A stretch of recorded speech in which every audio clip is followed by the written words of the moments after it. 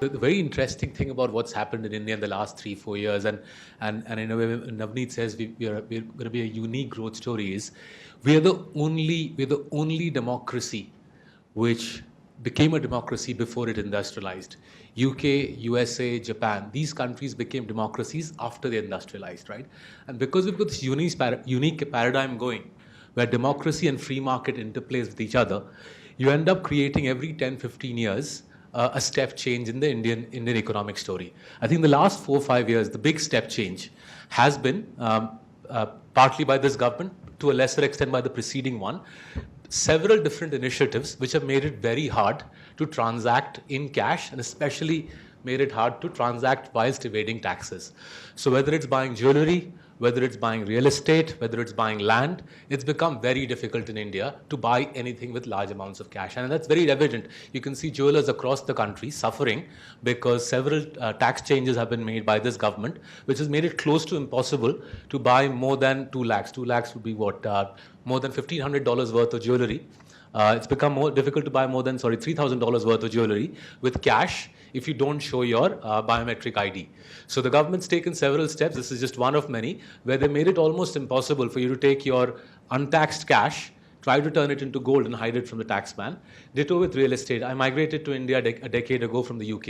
And I remember for the first 3 or 4 years, any real estate transaction in India, you would have to go and fight in the registry office because there were so many people buying flats. You go to a registry office, a real estate registry office, anywhere in a big city in India now, it's completely empty.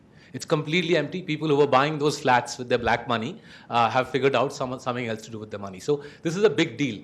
In a country where avoiding tax was endemic, to bring about a psychological shift, whether it's through demonetization, whether it's cracking down on black money purchases of jewelry or of real estate, to bring about such a shift in 3 or 4 years is a big deal.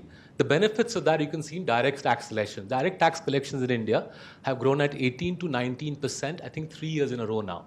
We haven't seen 18 to 19% growth in direct tax collections, I think, ever in our country. To have 18, 19% direct tax collection growth, remember GDP is growing, nominal GDP is growing at 11, 12. So for your direct taxes to grow faster than GDP, 3 years in a row is a big deal, and that's obviously linked to this phenomenon.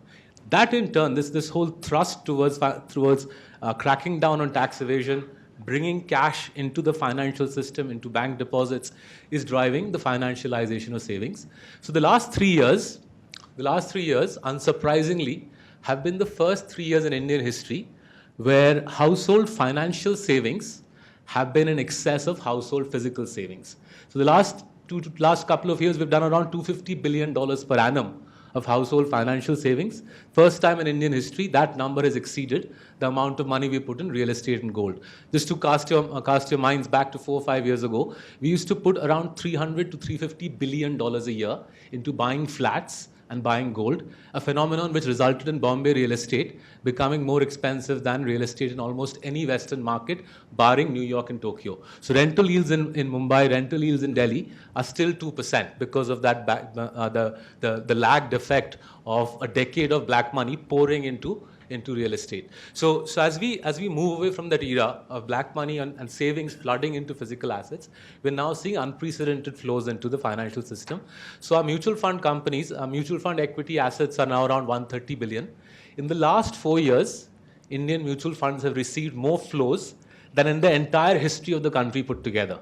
Right? So these shifts are powerful. What you're doing is you're cracking down on savings, which are evading the taxman, going into gold and real estate. You're sucking them into the financial system. You're sucking them into the taxman's ambit. You're improving tax to GDP. That's giving the government more money with which it can build roads, promote social security, and so on. And in so doing, you're also reducing the cost of capital.